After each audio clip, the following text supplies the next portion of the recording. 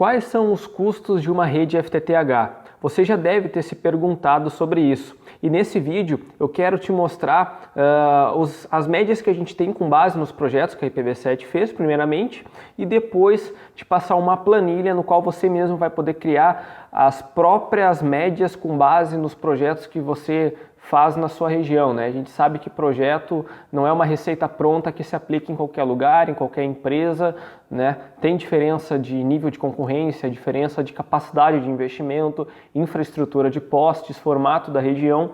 Então, por isso, além de passar as médias, depois eu quero passar para vocês uma planilha onde vocês vão poder extrair as próprias médias, né? Com base no formato de rede que vocês imaginam, na capacidade de atendimento que vocês pretendem colocar em prática, tá? Então, dá uma olhada primeiramente nos números aqui que eu quero mostrar para vocês. Esses números, só para explicar antes, eles vão ser extraídos de uma lista de materiais completa de uma rede FTTH, aonde a gente começa da OLT até os materiais necessários para chegar na ONU. Então, basicamente, essa é a base de dados que vai fornecer todos esses gráficos e todos esses números aqui. E aqui depois, para chegar nessa lista de materiais, né, basta a gente alimentar com algumas informações do formato de rede que a gente imagina, que aí a gente já vai ter essa relação completa. Mas na primeira parte do vídeo eu quero mostrar justamente as médias e se você se interessar, né, e quiser continuar no vídeo até o final, eu vou ensinar a operar a planilha e na descrição do vídeo vai ter um link para que vocês consigam baixar e aplicar na empresa de vocês, tá? Vamos lá, começando pelos custos aqui, pelas médias, tá? Custos por Home Connect e custos por Home Passage, né? Em relação ao todo. Qual é a diferença de Home Connect e Home Passage? Home Connect são casas conectadas, né? A capacidade de conexão, de atendimento que a minha rede gera. E Home Passage é a quantidade total de residências que estão em volta dessa minha área do projeto, né? Home Passage são casas passantes, né? E Home Connect são casas conectadas, tá? Então, o que interessa mais é esse número aqui. Deixa eu dar um zoom para facilitar a visualização de vocês. E vamos lá. Um cliente, na média, para ativação, ele custa, né? Dá um custo médio de R$ 386 para o provedor na ativação. E se a gente for diluir o custo total da infraestrutura pela capacidade de clientes que ela pode conectar, a gente vai chegar num valor de R$ 205 por cliente, tá? Então, só ressaltando novamente, da saída da CTO até a entrada da ONU, né, para ativar esse cara, eu tenho um custo mais ou menos nessa faixa. E se eu diluir todos os clientes possíveis que eu posso conectar pelo valor que eu tive que investir na infraestrutura, eu vou ter mais ou menos esse valor por cliente, tá? E aqui um total somando a ativação e a infraestrutura, tá? A mesma coisa depois para Home Passage, né? A quantidade de casas que estão na volta desse meu projeto, onde a fibra passa e aí, né, estão dentro da minha área de abrangência de atendimento. Depois aqui o valor comparativo, né? Onde se gasta mais, ativando todos os clientes ou na infraestrutura. E aqui dá para ver que a maior fatia é na ativação do cliente. Isso onera mais do provedor, né? E aí, claro, vai depender da taxa de adesão para verificar se tem viabilidade em um projeto ou não, né? Porque parte desse valor pode retornar para o bolso do provedor, não quer dizer que ele vai arcar com toda essa fatia maior aqui. Depois, custo percentual da infraestrutura. Aqui a gente começa a visualizar o percentual com serviços, ativo, passivos e ferragens, tá? E depois para ativação de cliente também. Onde se gasta mais? Com serviço, ferragem, passivo ou com os ativos. Depois o total somando, né, tanto a infraestrutura quanto a ativação de clientes. E para que vocês entendam mais ou menos esses números, eu estou trabalhando com um projeto com 33% de penetração, numa área que tem 1.200 residências e a gente tem uma rede que tem capacidade para atender 400 casas, tá? Então, a gente está trabalhando com esses números para gerar esses resultados aqui, certo? Depois aqui um pouco mais embaixo, o custo por ramal, tá? Deixa eu tirar um pouco o zoom aqui para ver de forma completa. O custo por ramal. Cada ramal, ou seja, ramal, o conceito de ramal seria o conjunto de CTOs conectadas a um mesmo primário, né? E às vezes um ramal ele está interligado exclusivamente em uma porta-PON, ou às vezes a porta-PON pode alimentar 2, 3, 4 ramais, né? Mas o conceito de ramal seria basicamente esse. Até eu tenho aqui uma imagem para ilustrar uma topologia, né? Um exemplo de ramal. Aqui onde a gente tem 8 CTOs conectadas a um splitter primário 1 para 8 e indo até uma porta PON. Os ramais podem ter 64 ou 128 assinantes. Então aqui a gente mostra o custo total por ramal, tá? E aqui dentro desse total a gente tem os custos com CTOs desse ramal, cabos do ramal, ferragens e serviços de execução. Aí dentro de serviços, o que a gente está considerando? Lançamento, acomodação das caixas, né, nos postes com as ferragens, né, e projeto para legalização na concessionária. Caso você, por exemplo, eu tenho equipe em casa para fazer o lançamento, para acomodar as caixas no poste, para fazer fusão, e não vou fazer projeto concessionário, né, ou não quero considerar o custo do concessionário, é só vir na lista de materiais depois, né, e zerar, por exemplo, o custo com concessionário, zerar o custo com lançamento, né, que vai atualizar aqui na planilha, tá? Então, só para vocês entenderem isso, a gente pode moldar ela da forma no qual nós trabalhamos, né? Então, isso aqui é por ramal e depois por CTOs, tá? Custo por caixa NAP. A caixa NAP, o conceito de NAP, né, seria o conjunto CTO, o splitter que está dentro da caixa e os acopladores, né, os alinhadores, que vão unir a saída do splitter com o cabo drop que vai até o cliente, tá? Então, quanto que eu tenho, qual é o custo total, né, de CTOs na minha infraestrutura? Estou vendo aqui esse valor. Desse total, qual é o percentual em relação ao projeto como um todo, a infraestrutura do projeto? Né, da infraestrutura do projeto, 30%. Em relação ao projeto mais ativação de todos os possíveis assinantes, representa um custo de 10%. Por CTO, R$ 476. Então, cada CTO que eu coloco no meu projeto, nesse projeto aqui, nesse modelo, ele representa um custo de R$ 476,20. E aqui então tá a caixa, o splitter, os acopladores e as ferragens para fixação dessa caixa no poste ou na cordoalha que fica na rede, certo? Eu não considerei o custo com o cabo para chegar até essa CTO, porque essa CTO, ela ou pode estar no final do ramal, aí sim eu vou precisar de um cabo para chegar nela, mas eu posso instalar uma CTO no meio de um ramal, né? Já ter deixado uma reserva técnica e não ativar no primeiro momento uma caixa, mas instalar depois. Então por isso que eu não considerei o custo do cabo, somente da caixa e das ferragens aí para essa determinada caixa. E uma CTO com todas as portas ocupadas, né? Então aqui lembrando que eu estou considerando splitter 1 para 8 na CTO, ela tem um custo de R$ 3.088. Se eu mudar, por exemplo, para splitter 1 para 16, ela vai atingir o dobro de assinantes, né? E aquele custo lá que era de 3 mil e poucos pulou para 7 mil reais, tá? Então, só para vocês entenderem que a gente pode fazer diferentes simulações aí. Depois a gente vê a mesma coisa com porta-PON, tá? Do equipamento de EPON de vocês, das OLTs. Então, o custo total no nosso projeto, o percentual em relação à infraestrutura, o percentual em relação ao todo infra mais ativação de cliente, também o custo por porta-PON, né? Se eu pegar o custo do meu equipamento, dividir pela quantidade de portas que tem, qual é o custo por porta, tá? E o custo por porta-PON 100% ocupada com os clientes ativados, tá? Então aqui a gente mostra isso também. Depois custos com backbone, né? O valor com cabo que nós temos que investir, o percentual em relação à infraestrutura do projeto e em relação ao total do projeto. E a mesma coisa com os cabos de ramificações, tá? A gente consegue ver esse valor total também, o percentual em relação à infra e o percentual em relação ao total, tá?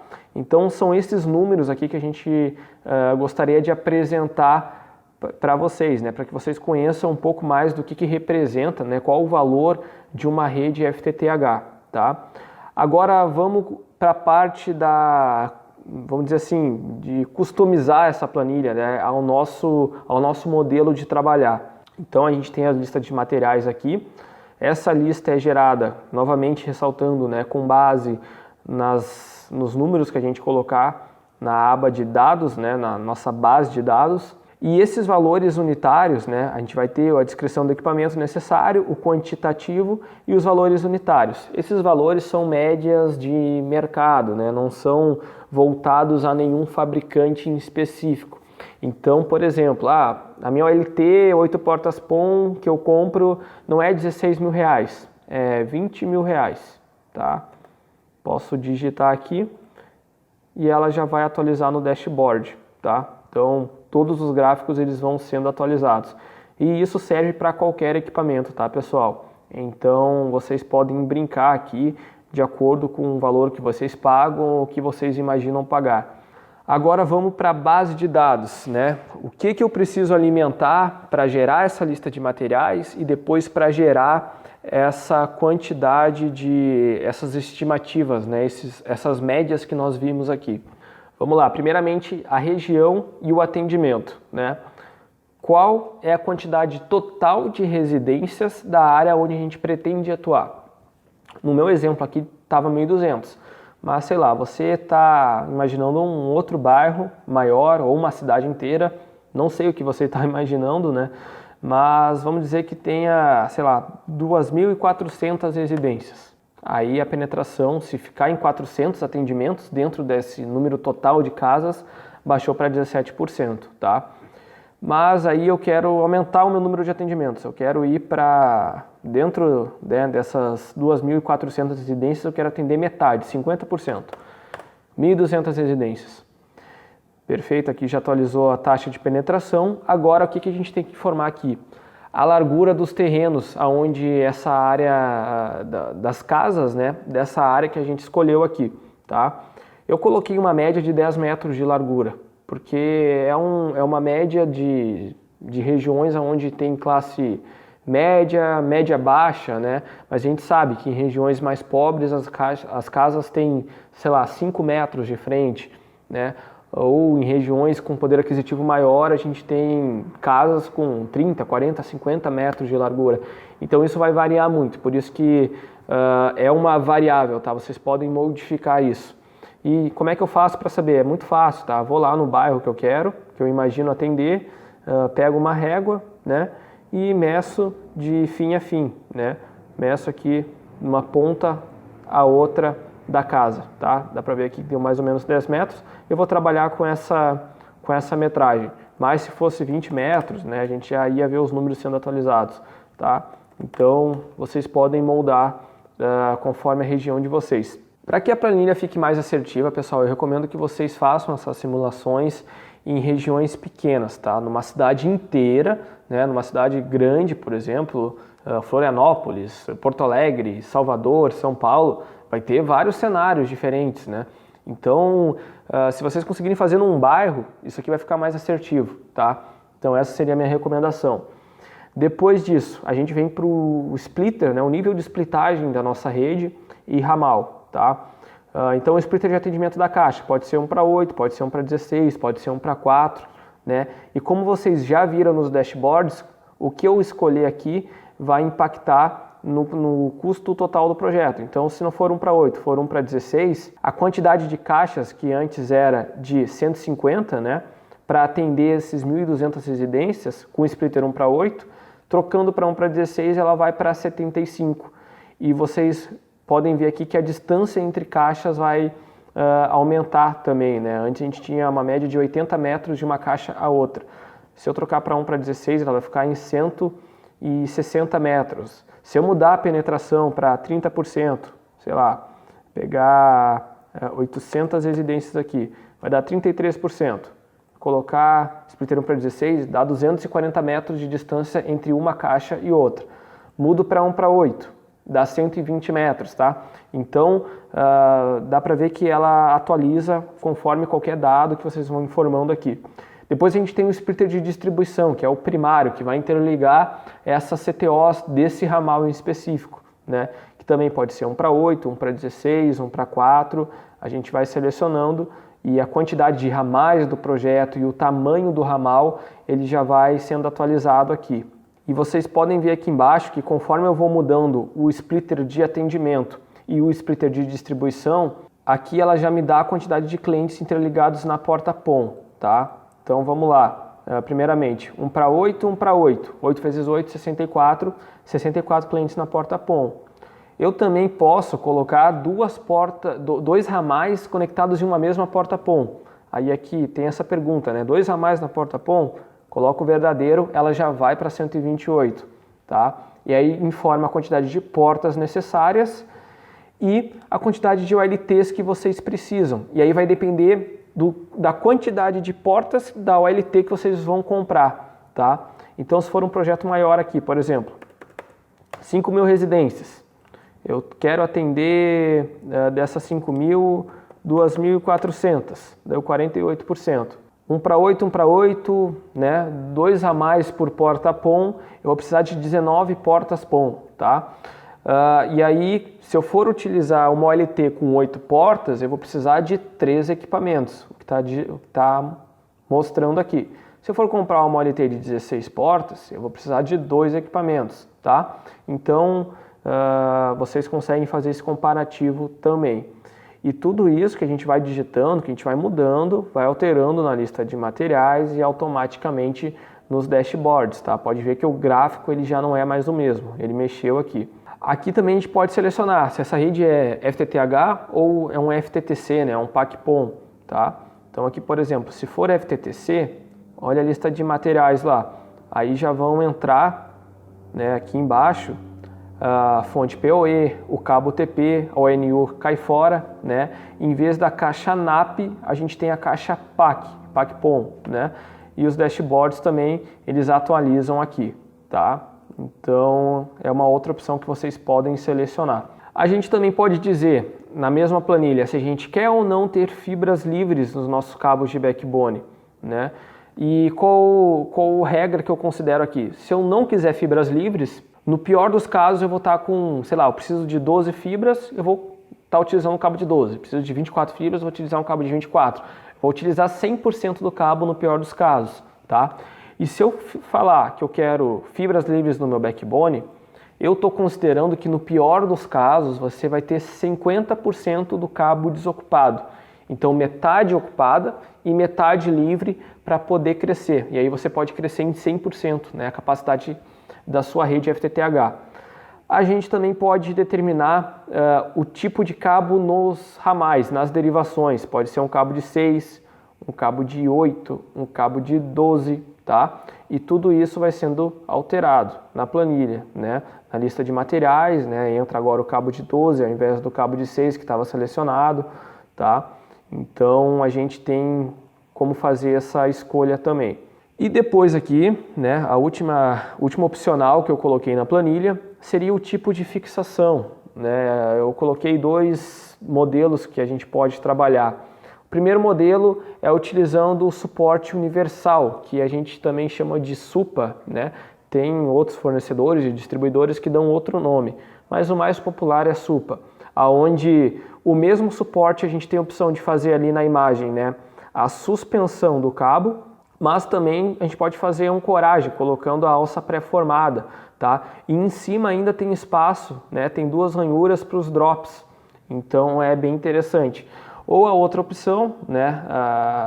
Que é mais praticada aí, que é com um conjunto olhar reto, né? Olhar reto, suporte, para fazer as ancoragens. E no caso da suspensão eu uso um dielétrico apenas para isso, tá? Então a gente pode escolher olhar reto ou o SUPA.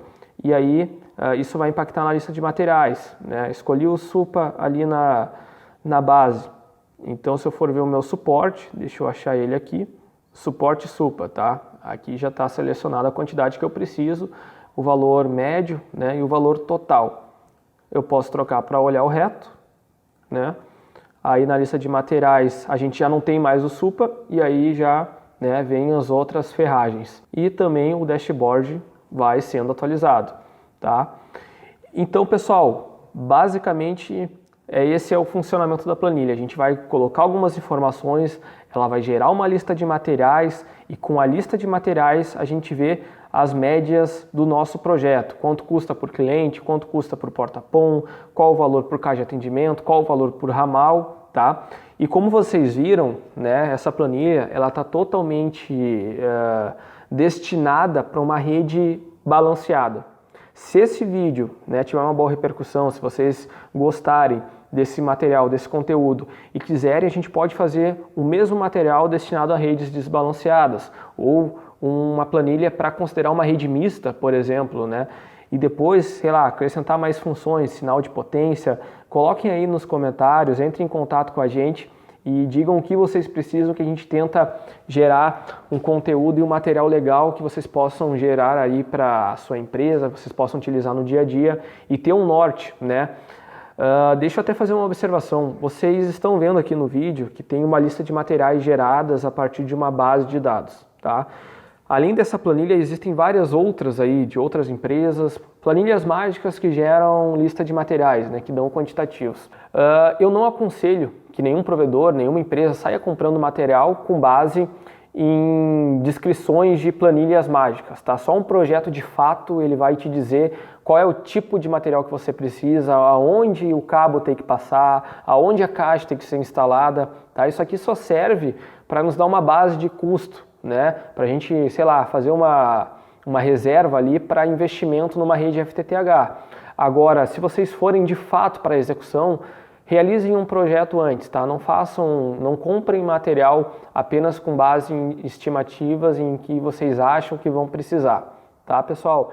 Então, pessoal, essas são as informações que nós viemos passar nesse vídeo. Espero que tanto as médias quanto a planilha possa ajudar vocês a nortear as próximas redes FTTH, a expansão, uma primeira rede que vocês vão criar, porque muitos provedores acabam se atrapalhando financeiramente por entrar num projeto de fibra óptica sem saber de fato quanto aquilo vai custar. E isso vai dar um norte para vocês, né?